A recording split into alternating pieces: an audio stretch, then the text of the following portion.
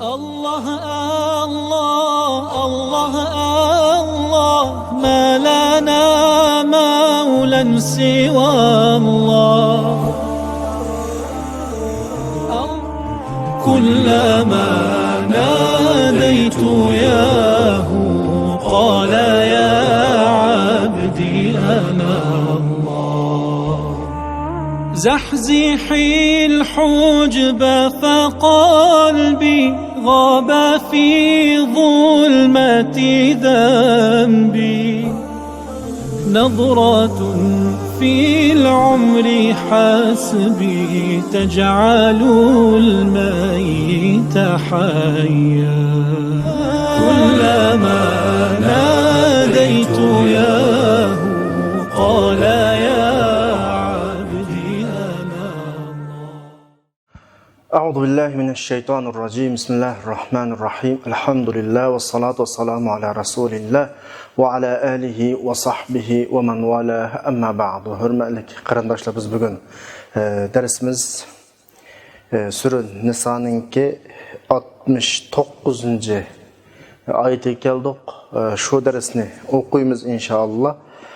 Alloh subhanahu va taolo 69. oyatda ilgirki derslarda o'tgan mazmunning hammasini xuloslagan bir shaklda shunda deydiki: Estaizu billah va man yuti'illaha var rasula fa ulaika ma'allazina an'ama Allahu alayhim minan nabiyyina was-siddiqina wash-shuhada'i was-salihin va hasuna ulaika rafiqa.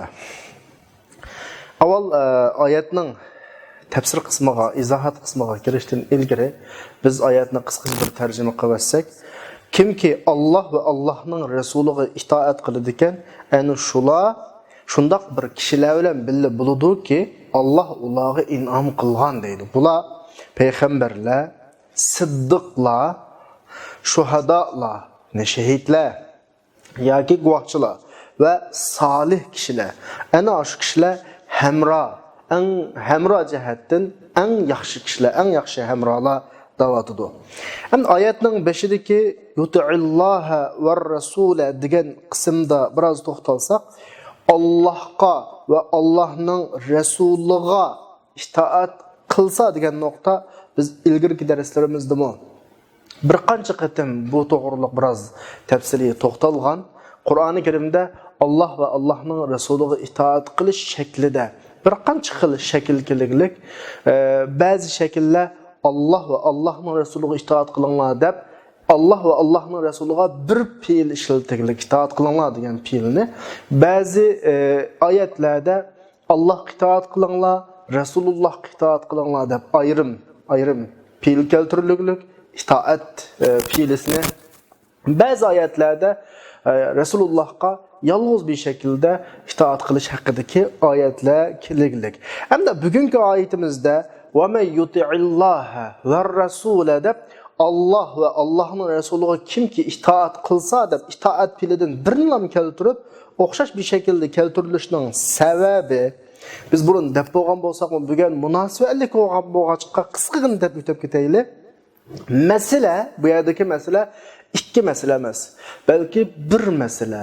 Allohga itoat qilganlik, Rasulullohga itoat qilganlik, Rasulullohga itoat qilganlik, Allohga itoat qilganlik. Chunki ishning yildizi, ya'ni buyruq, shariat, qonun Alloh tarafidan, Rasululloh buni aynan shaklda bizga yetkazguchi va izohlovchi va tatbiqlovchi. Mushu nuqtadan bizning Alloh itoat qilganimiz Rasululloh itoat qilishni taqozo qiladi. Rasululloh itoat qilganimiz Allohga itoat qilganlik bo'ladi. Shunga Alloh va Allohning rasuliga itoat qilish degan o'rinda itoat qilish fe'lidan birini keltirishning sababi bu. Undan boshqa Sura Tavbaninki 74-oyatda ham bunda bir ifoda var qarindoshlar. Qachusa qolmaydigan bir ifodadan birisi var. Wa kafaru ba'da islamihim wa hammu bima lam yanalu wa ma naqamu. Ular musulmon bo'lib bo'lgandan keyin kafir oldu. Ular erishamagan narsani g'am qildi degan bir shaklda o'tib bo'lgandan keyin wa ma naqamu. Bularning intiqom olishi nima sababdan desa, Alloh va Allohning rasuli ularni o'z fazlidan behajat qilganlik. Ya'ni Allohning behajat qilishi, Rasulullahning behajat qilishi aynı bir fiillen ifodalandi ma Sur Tövbe'ninki 74-oyatida. Amaliyat mahiyatda Allohning behajat qilishi, Rasulullahning behajat qilishi mahiyatli bir masala. Nimishqa? Masala Alloh qo'yib to'xtaydi. Yani işinin asli mənbəsi, behajat qilishning asli mənbəsi, buyruqning asli mənbəsi Allah tarafından. Peygamber aleyhisselam faqat bunu yetkizgüçi ve Allah qanday iroda qilsa shu shaklda tatbiqlovchi. Yani bu yerdagi behajat qilish Allohning o'ziga loyiq ravishda, Rasulullahning o'ziga loyiq ravishda. Yani Rasulullahning o'zguchilik vazifasi bor demakchi. Yani men sizlarga bu yerda o'qitamoqchi bo'lgan masala, bu yerda Sur Tövbe'ning 74-oyatini akab turib o'qitamoqchi bo'lgan masala, hozirgi Sur Niso'ning 69-oyatini biz o'qiyotgan oyatdiki, Allohning Rasuliga itoat qilish masalasidagi asli xarakterini, ishning munosabatlik tarafini sizlarga oydinlashtirmoqchi. Ya'ni Rasulullohga itoat qilganlik, Allohga itoat qilganlikdir. Allohga itoat qilsang, Rasulullahga itoat qil deydi. Yani mesele bir mesele demekçi.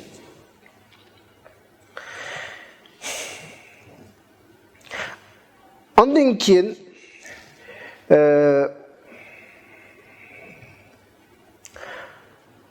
ayetning ahırda kimki Allah'a ve Allah'ın Resulüne itaat kılsa, ula Allah in'am qilgan peygamberler bilen, siddiqlar bilen, shuhadalar bilen, salihlar bilen birge buludu degan bu ayet belki bizning kallamızga kamigan taqalmagan bo'lishi mumkin, ama Resulullah'ның zamanında, Resulullah bilen zamanda yaşayan nurgun sahabalarning kallasiga taqalgan mesele. Hadislerde bayan qılınıqlıq, mesela İbn Jarir özünün isnadından Sa'id ibn Jubayr rivayet qilgan bir hadisda bayan qılınıqlıq.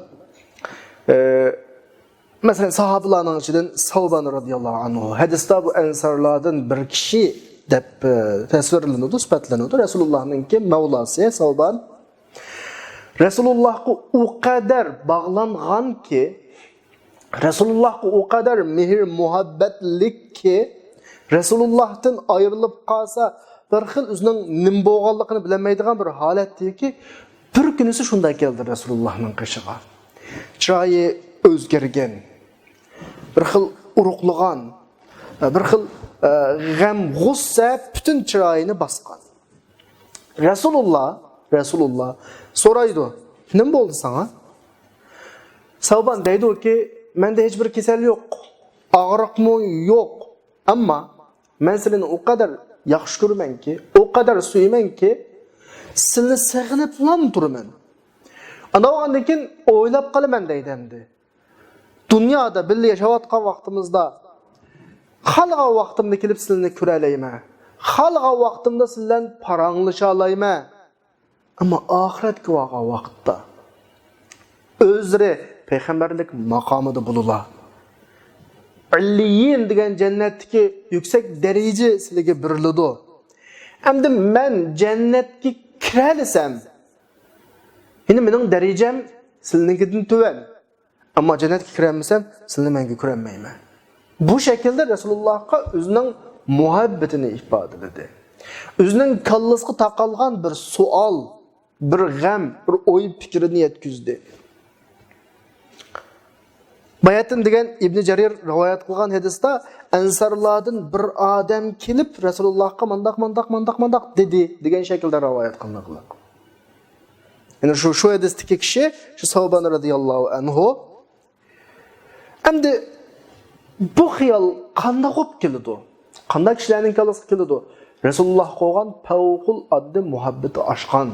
Resulullah'a söygüsü çeksiz olan kişilerin kalası. Bu Savban radıyallahu anh'unun kalası kelgen xiyal emas, belki şu Resulullah ile etrafında birleşevatkan sahabenin köpünçünün kalası kelgen xiyal.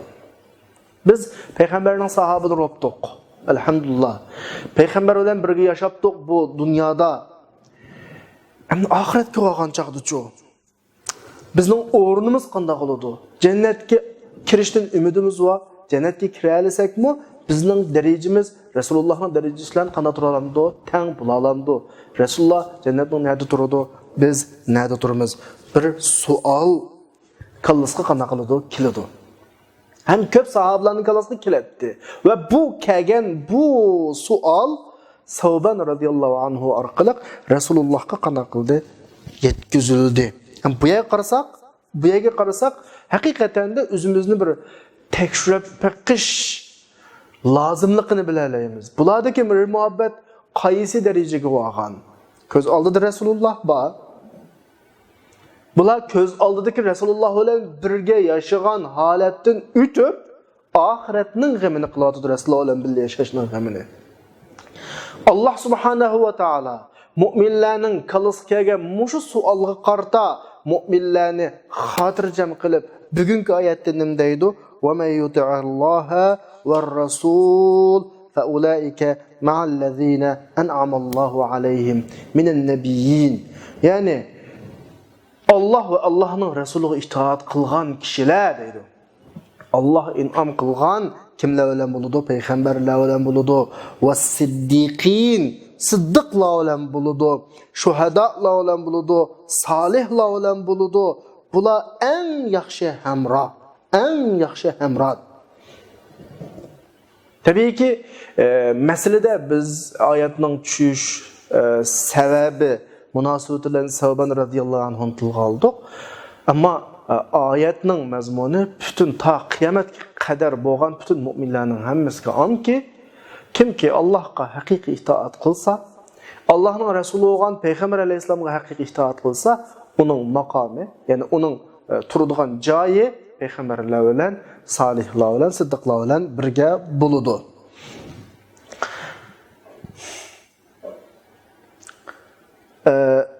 Ondan keyin oyatninki payg'ambarlar bilan degandan keyingi turida siddiqlar bilan da bir ifoda keltirdi. Masalan, Abu Bakr radhiyallohu anhu ummatning ichida siddiq sifatini olgan sahobaning birisi. Endi siddiq degan so'z nima desa, arabchadagi oshirib tasvirlash ifodasi bo'lib, to'liq tasdiqlovchi, har qanday haqiqatni, har qanday gapni rost deb ishonguvchi degan ma'noda bo'ldi. Tabiiyki bu har qanday gap so'zga qartilmaydi. Ya'ni kimlarga qartildi desa, payg'ambar alayhisolatu vasallam payg'ambar bo'lish bilan bizga yetkazgan har qanday nuqtada ikkilanmasdan, munozirsiz, shubhasiz, savolsiz qana qilgan, uningga tasdiqlagan, uningga ergashganlarning ismi sifati siddiq bo'ladi. Xuddi Abu Bakr radhiyallohu anhuga o'xshash. Ana bundaqlikqa bu ish nag'icha foydasi bormi, foydasi yo'qmi degan nuqtalarni qanaq o'tdamasdan qarab o'tdamasdan. Buning eng yorqin ko'rinarli misollaridan birisi Quraysh payg'ambar alayhisolamni Abu Bakrga shikoyat qilib keladi. Rasululloh o'zininki Mi'raj kechasi, Isro kechasi Mekke'den Beytul Muqaddasga, hozirgi Falastindagi bir kechda berib, shu kechasi qaytib ketganlik voqeasini yetkazgandan keyin, bu bir mo'jiza voqea. Qurayshlar Abu Bakr radhiyallohu anhuni mat qilish uchun yo har qanday bir sabab bilan deydi. Qara, masning payg'ambar deb agishib yurgan odamingga qara, nima deydi? Nima deydi? Bir kechida Beytul Muqaddasga berib, shu kechada qaytib kelganligini da'vatida emasmi? Biz tugiga minib, xili uzun, necha oylab, masalan, necha kunlab manganda berib keladigan yerga bir kechada berib ketdimish. Abu Bakr radhiyallohu anhu shu vaqtda bergan javobi nima bo'ldi? Agar ashtalam degan bo'lsa, rost. Mahil shaklda tasdiqlaydi Rasulullohni. Rasulullohning degan gaplariga bu xil shaklda qitiladi, ya'ni ikkilanmaydi qat'i. Shak shubha qilmaydi. Shunga Abu Bakr radhiyallohu anhuning sifati siddiq. Shunga. Ya'ni uningga andaqmi, mundaqmi gap o'tamadi. Faqat lam degan gapi nima bo'ldi desa, ashta degan lam bo'lsa, rost. Rasulullohning eg'izdan chiqishini lam shart qildi bu yerda. Rasulullohning eg'izdan chiqdimi? Rost. Bir eg'izlam. Mana bu Abu Bakr radhiyallohu anhuninki siddiqligi, oyatdagi siddiqlar del muşu xil şekildeki siddiqlar. Ondan başqa Resulullah'ın hayatında Abu Bakr radıyallahu anhuga o'xshash siddiqlar nayt ko'p. Gerçi Abu Bakr'ın derecesiga yetmisin. Mesela deyli Hadice radıyallahu anha Resulullah'ın ayali. Öğüt tutuş jarayonida yani peygamberlik kep boğucu 10-15 yıl öğüt tutkan emas mı? Bir ailede yaşagan. Resulullah'ın qanday insan ekanligini ko'rib o'tdi. Resulullah'nınki ne kadar faziletlik insan ekanligini bildi, tecrübe qilib yaşadı. Şunu olan Peygamber aleyhisselam'a peygamberlik geldi. Vahiy geldi yani. Vahiy tunji kelgan vaqtda Resulullah'ның üzümü qoqdi. Çünkü biz bugün meseleni düşünüp Cibril, vahiy, malaika, farishta uqumları aydınlaşkan bilen o vakitte Resulullah'ın kallasında hech qanday uqum yok. O tuyuqsuzlar bir keçisi o'tag'an g'arda yugan g'alita kurab baqmagan farishtadan birisi kelib, uni vaqti farishtaga uqummi bo'lmasligi kerak kallasida. Sen uqu deplam siqib bir necha qitim qo'yversa Peygamber aleyhisselam emas, agar biz olib qolsak balkim aylanib yiqilib qolishimiz mumkin. Rasulullohga bu favqul oddiy ig'ir keldi bu ahvol. Deymiz-ku, biz turib ba'zi ahvollar, g'ayri ahvollar ko'ralsa, bo'ldi men deymiz-ku, dal shu shaklda Peygamber aleyhisselam Hadice radıyallahu anhaning qashig'iga kelib, men jin tutib olganmidi meni? Menga g'alita normalsiz ahvollar ko'rilishga boshladi. Degan shaklda qana qiladi, shikoyat aytadi. Ya'ni shikoyat qiladi. Shu vaqtda Hadice radıyallahu anhaning degan gapi Rasulullohga nima? Kalla, hargiz undaq emas. Alloh bilan qasamki, Allah seni rasvo qilmaydi. Sen sil rahmini ulaysa, boshqalarning jafo mushaqqatlarini hal qilsa, yo'qlarga bir narsa bersa, mehmonni go'zal kutsa, jafo mushaqqat qilganlarning qiyinchiliklarini ko'tarsa. Qaranglar, Hadice radıyallahu anhaning islomdagi tunji istinboti, tunji yakuni, hukm yakunishi. Mana noqtadan Resulullah'da ko'rilgan o hodisaning hammaga to'liq qanaqildi ishondi, shak qilmadi. Mana bu mu Peygamber aleyhissalatu vesselam'ның zamanında belli Resulullah bilan birga yaşagan kişilerin içindeki siddiqlarning misalidan birisi. Abu Bakr'ni misal aldık. Hadice radıyallahu anha'nı misal aldık. Mana muşuna o'xshash siddiqlar oyatdiki ma'a siddiqindeki siddiqlar maşta siddiqlar oldu. Yani menfaatsiz bir şekilde oylanmasdan yani onun neticeye tasdiqlash. Onun peygamberligiga ishondimi, qolgan narsaning hammaga qanday qilish, tamamen ishonish. Bu şekildeki siddiq. Üçüncüsü şuhadalar bilan birga bo'ladi dedi. Allohning rasuliga itoat qilganlar şuhadalar bilan. Şuhadalarni ham bilan bilamiz, shahidlar deb tarjima qilinadi. Allah yo'lida o'ldirilganlarni biz nima deymiz? Şuhada deymiz. Endi musha kelgan vaqtda men bir narsani qistirib qo'yay. Shahidlik hukmi qandaqdir? Men jangga o'lsam bo'ldi deb o'zini o'ldirish uchun berish shahidlik bo'lmaydi. Jangga kirgan har qanday mujohidning kallasida men bu jangda dushmanni yengish orqali Allah'ның kelimasini yuqori maqomga chiqarma. Allah'ның kelimasini eng ustunga olib chiqarma. Musulmonlarga g'albining qo'lga kelishiga kafolatlik qilma degan niyat bilan keldi. Ve bu arada g'alba ma'lum bir jon berish, masalan, jonini pido qilish to'g'ri kelib qolsa, shuningga qarash qolib qolgan vaqtda ikkilanmasdan jon berish, mana buni o'zi shahidlik. İslam yolunda, Allah yolunda jang qilgan mujohidlar ikki turli bo'ladi. Birisi shahidlar, yana birisi hayot qilib qolgan g'ozilar. Shahidlarmi? Shahidning lug'at ma'nosi guvohlik bo'lish degan gap. Nimaga guvoh bo'ladi desanglar, o'zining hayotini pido qilish orqali bu yo'lning haqliqiga guvohlik qiladi. Bu yo'lning haqligi mening kallamda shu darajaga bordiki, hayotim uning uchun pido. Bu da'voning haqligi mening kallamda shu darajada ishonchga aylandiki, men jinimni pido qilsam, bundan daha güzel hayotga qanday qilma borman.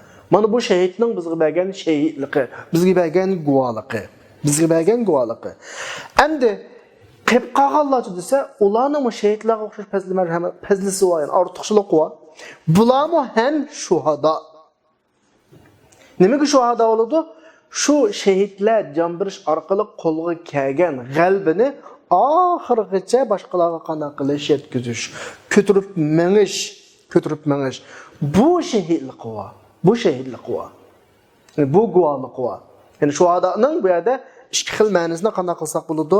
Olsak tamamen bo'ladi. Birisi şehitler Allah yolunda öldürülgenler, yani birisi bu yolda ahirgacha menib bu yo'lning haq ekanligiga nim birdiganlar, guvohlik birdiganlar.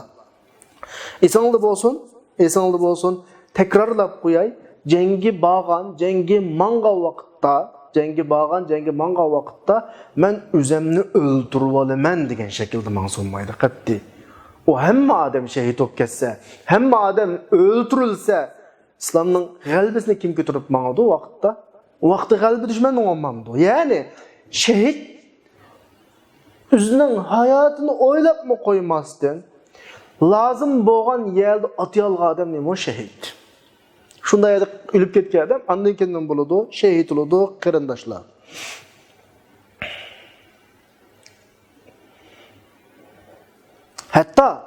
Hatta şu noktadan İslam'ın g'albisi uchun, masalan, düşmanning ichiga singib kirdi deyli, o'zining iymonini yushirib, düşmanning ichiga singib kirib, navbat kelgan vaqtida qilishga tegishli joyida qilish uchun bir mezgil o'zini yushagan, o düşman bo'lib ketgan emas, kafir bo'lib ketgan emas, düşman tarafga o'tib ketgan emas, qalbidan o'zining iymonini saqlagan shaklda düşman bilan birlashib bir septi tuğan şeklini saklap kalgan hallerinin hammasi cihad hesaplanıdı. Qandaqdır öyle bir adam, çokum şehit kılgan adam ölüş şart emas. Belki İslam g'alaba qilish uchun nima kerak bo'lsa, uni qilgan bo'lsa, şu adam bizga nisbatan nima hesaplanadi? Mujohid hesaplanadi. Esingizda bo'lsin. Yani bu yerda alayda askari tip qo'yishga tegishli bir nuqta var. Shahidning bizga isbotlab beradigan eng chong bir ishi var. Shahid bizga ko'ztib qo'yadigan eng chong bir nuqta var. O olsa-mu bu yo'lning haqiqatligi. Shahidning qalbida bu yo'l shunchalik darajaga yetdiki, men bu yo'l uchun, bu da'voyim uchun jonimni fido qildim. Men o'zimning bu da'voda rasul ekanligimni jonim bilan isbotladim. Mana bu shahidning bizga beradigan nimasi? Shahodati qarindoshlar, shahodati. Shunga boshqa ko'pincha vaqtlarda shahidlarda eng oxirgi shu jonni bir vaqtida cennet chiqib ketar vaqtida har xil alomatlar ko'riladi. Ya'ni jannatning xush bishoratiga o'xshash, jannatni xuddi ko'rayotgandek, ba'zi og'izlaridan jannatga munosabatli so'zlar, masalan, maxil shakldagi so'zlar bilan keyinda qolib qolgan, shahid bo'lmay hayot qolib qolganlarga nisbatan bir xil qalbiga armon soladi, ularga bu yo'lning haqiqatligini isbotlab qana qiladi birda qarindoshlar.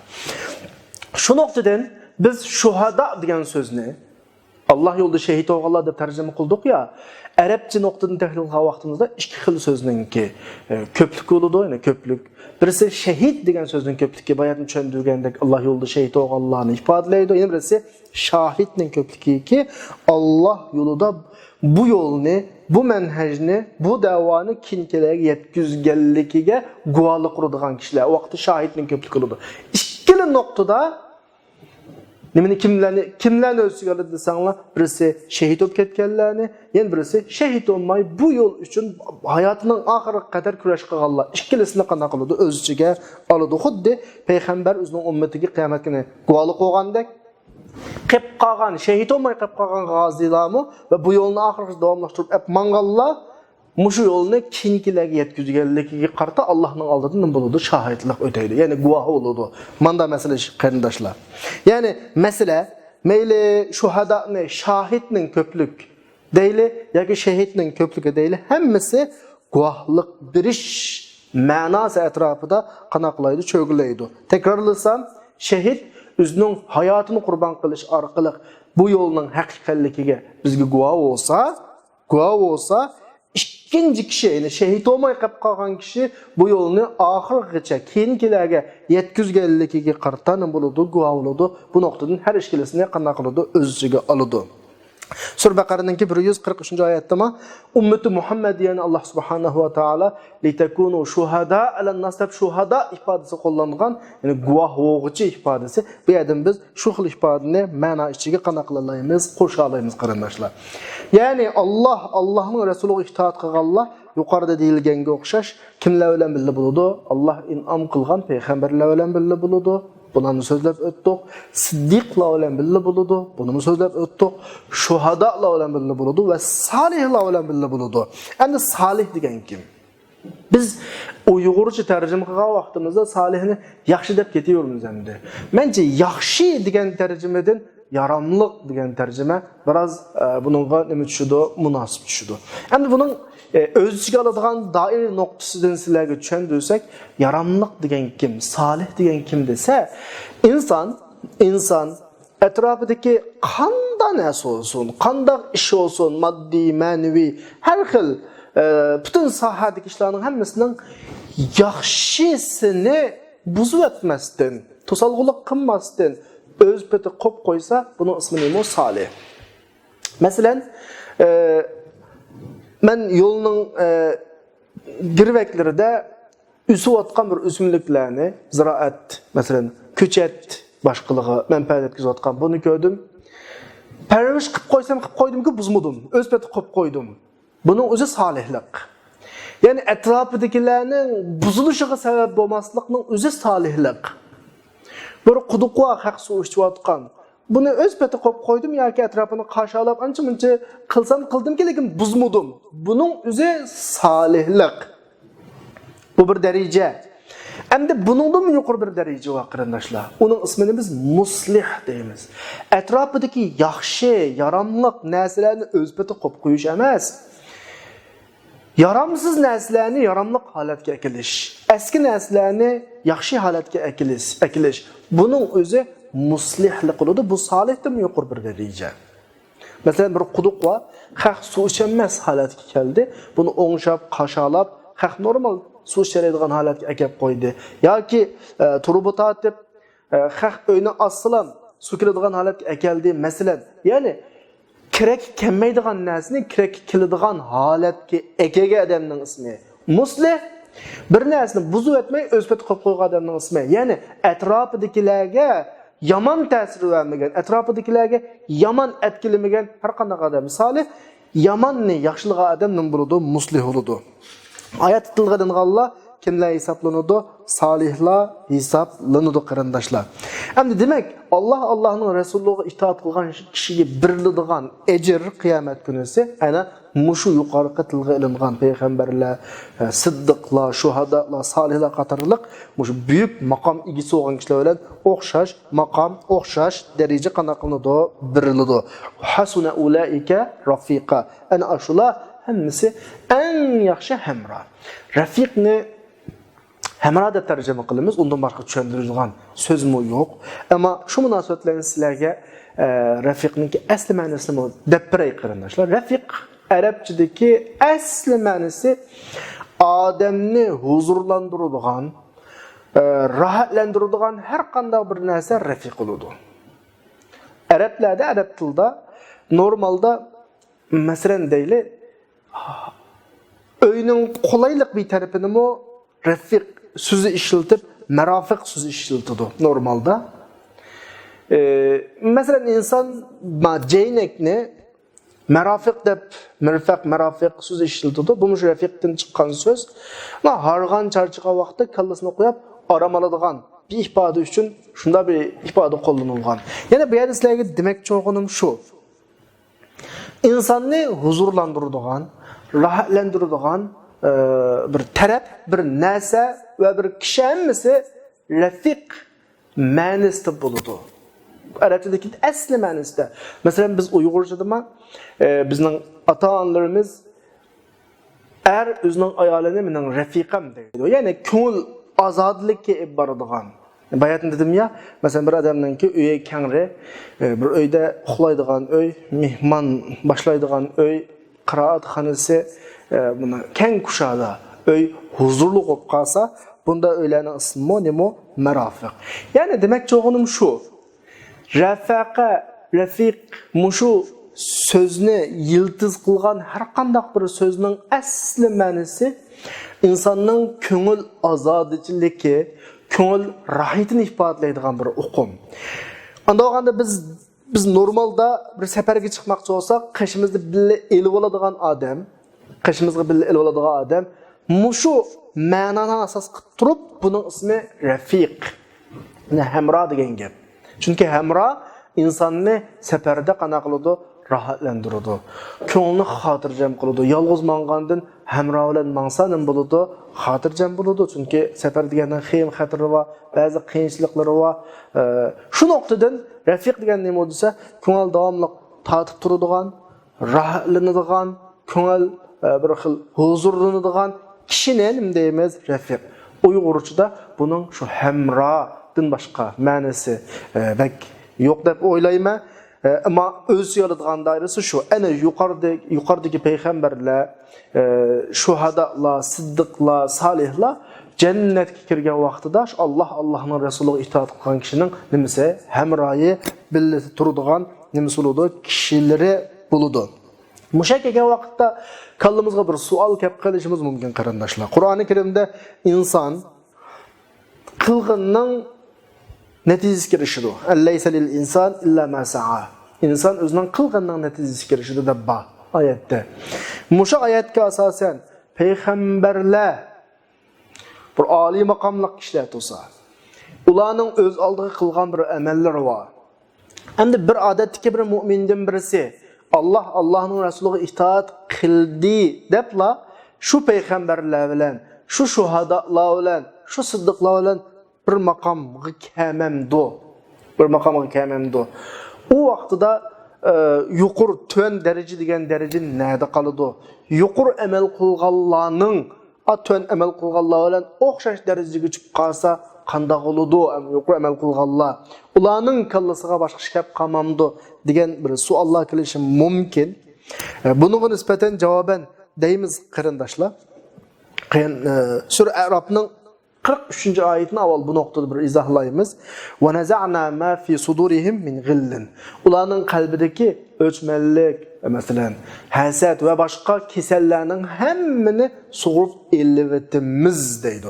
Cennetdeki en çok özgürlüğün insandaki bulunduğun birisi şu ki, cennette dünyadaki bu o'xshash o'rin talashish yoki maqom talashish yoki meningdan tangib qoldi men bilan yoki meningdan eshib ketdi deydigan ahvol bo'lish yoki men manda qilsam menga munchilik berib anaga munchilik berdi deydigan ahvol bo'lmaydi jannatda. Jannatda hamma odam o'zining birilgingimi suyunadi, boshqalarning birilgingimi o'xshash qana qiladi, suyunadi. Bu bir nuqta. No'g'anda bu yerda taraflarning qana qilishi olmaydi. Bas talashish ahvoli men manda amal qilib managa ishtim degan ahvol bu birinchidan. Bu bir. Ikkinchidan oyatda an laysallil inson ifodasi qo'llanmoqliq. To'g'ri, inson nuqtasidan hamma odam qilg'in qilishdi. Ammo bir odam mu'min bo'lsa, Allohning rasuliga itoat qilsa, Alloh unga oyat adolat masalasi. Tilg'ilinan oyat. Adolat degan nima? Adolat her adamның qirg'inga tushliq erishish va qilgan ishining natijasi birilmay qilib qilishdan saqlanishning o'zi adolat. Yani zulm qilinmaslik adolat. Ammo bu adolat masalasi emas, bizning hozir so'zlayotgan oyatdagi va may yuti'alloha va rasul Allohning rasuliga itoat qilgan odam payg'ambarlar bilan, siddiqlar bilan, shuhadalar bilan va solihlar bilan birga bo'ladi degan gap adalet noktasını deyilgen gap emas, fazli merhamet noktasını deyilgen gap. Adalet bilan fazli merhamet o'tirdi farq var qarindoshlar. Adalet her adamning qilg'inga tushliq bir ish. Bu adalet. Her adam o'zining qilg'inga tushliq erishsa, bu adaletlik erishgan bo'ladi. Endi Alloh ma'bir mu'minlarga o'zining fazli merhametidan qilg'indan oshirib bersa, bu Allohning fazli bo'ladi. Buni hech kim qarshi qolmaydi. Yaxshi amal qilganlarcha desa, bayatdan o'qigan oyatimiz bo'yicha va naza'na ma fi sudurihim min ghillin. Ularning qalbida hech bir hasad, chidamaslik, voy biz degan ma'ni qildik, ma'ni qilishdik, bu degan kimdi biz o'rin erishgan o'ringa erishdik deyilmaydi. Demak, bu yerdagi so'z temisi fazli merhamet meselesi ki adalet meselesi emas. Elleyse lil insan illa ma sa'a adalet meselesi. Yani insan özünün kılgınlığı erişidi adalet meselesi. Ama sıddıkla olan buludu, şuhadakla olan buludu. Bu fazli merhamet meselesi. Fazli merhamet sorulmaydı.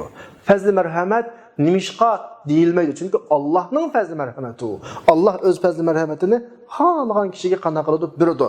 Şunlaşqa Allah keyinki ayette, yani 80. ayette, hazır biz 70. ayette, 69. ayette okuduk ku. 80. ayette nimde sifatlawatıdı yuqarqı maqam, birilgen maqamlarını, yuqarqı mukafotlarni, yuqarqı derecelerni nimde sifatlawatıdı desanlar.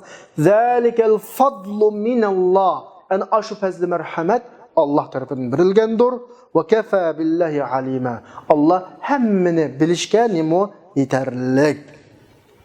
Yani en leyse lil insan illa ma sa'a. İnsan özünün qılğanına erişidi. Tamam, insan özünün qılğanına erişidi. Allah bunun özünün adli sübütü bilen hemme adamga özünün qılğanına tuşluqni biridir, mukafatını biridir, cezasını biridir. Hiç kim zulüm kılınmaydı. Qılğan yaxşılıqdan qıltılıkmi ep qılınmaydı ve qılğan yamanlıqdan artıq onun ceza birilmeydi. Amma fazli merhamet boğa vaqtida insan qığındın eşib bir dereceye erişidi. Mesela Savban radıyallahu anhu Resulullah'ın azadkardisi, mevlası. Sahabalarning içindeki bir sahabe, normal. Ama özünün Resulullah qo'ygan muhabbetinin eşib ketkenligidan hatta bedini uruqlab, chiroyi sag'rib, Resulullah içigi patmay Resulullah'a davet etti ko'ngildikini. Ya Resulullah, dünyada ko'rib turdik sizlarni. Xalqa vaqtimizni yo'qlab turdik, billi yashadik. Tamam, dunyoda o'mishda bo'ldi. Qiyomat tuchu. Buning mushu muhabbati tufaylidan Allah anınğı birishga tegishlik mukofotning ustida fazli merhamet qilib Peygamber aleyhisselam bilan bir maqamda qilibsa, Siddiqlar bilan bir maqamda qilibsa, shuhadalar bilan bir maqamda qilibsa, solihlar bilan bir maqamda qilibsa, hech kim bu yerga kelib nimishqa buningga bunda biriladi diyemmaydi. Çünkü bu adlining ustidagi fazli merhamet. Fazli merhamet insan haqli qo'ygan mukofotdan eshib berilgan Allah'ın rahmetini hech kimden bulanmaydı, sorgulamaydı. Hem sorgulaydigan iş bo'lmaydi qiyomatda. Çünkü biz bayatni o'qiganimizdek insonlarning qalbidan, jannatga kirganlarning qalbidan o'chmanlik, hasad qatorli har xil kasallar hammasi tortilib, elinib ketadi. Balki bular o'zining hamrohininki şu makamga erishganligini xushal bo'ladi. Masalan deyli, Allah hammalarni yetkizsin. Birisi eng oliy maqomga yetdi. Yana bir banduva ma'ningdek ish qilinmagan dunyoda. Ama bunun Allah yaxshi ko'radigan bir tarafi var. Allah bunun qilgan ishidan oshib, fazli marhamat qilib, mana bilan o'xshash daraja berdi. Hargiz ma yuqori darajali erishgan ma banda nimishqa ma manjilik ish qilinmay turib, men erishgan maqomga erishidi demaydi. Belki ma bendining o'zidan o'xshash maqomga erishganligidan xushal bo'ladi. Sura Yunusninki 58-oyati nima deydi Allah? Qul bi fadlillahi ve bi rahmetihi degin ki Allah'ın fazli, merhameti ve rahmeti bilan birleştirdi. Allah dani Muhammed aleyhisselam bularning hammasi Allah'ın belgeleri, Allah'ın fazli ve merhameti bilan bo'ldi deydi. Allah'ın fazli, merhameti bilan bo'lgan vaqtda hech kim uni so'roqqa tortolmaydi. Nima uchun deb so'rayanmaydi? Fabizalika falyafrahu huwa khayrun mimma yajma'un. Ana ashuning bilan bo'lsin, xushal bo'lsin, bu ular to'plagan narsadan yaxshi. Allohning fazli rahmati. Yuqorqi birilgan katta darajani Allah ma oyatda zalikel fadlu minalloh. Allohdan bo'lgan fazli merhamet deb sifatlayotdi Allah subhanahu wa taala. Shu boshqa bu yerda adl adolat masalasi mavjud emas. So'z deymiz u emas yani. Allah adlidan o'tib o'zi xohlagan bandaga o'zining fazli merhametini beradi. Buning hech kimga ziyni yo'q. Aksicha jannatdagi oliy darajadagi kishilar buning orqali nim bo'ladi, xushal bo'ladi. Shuning bilan vaqt munosabati bilan bugungi darsimiz mushahada oxirlashdi. Kelasi darsda ko'rishganga qadar hammanglarni Allohga omonat qildim. Va oxiru da'vana alhamdulillahi robbil alamin.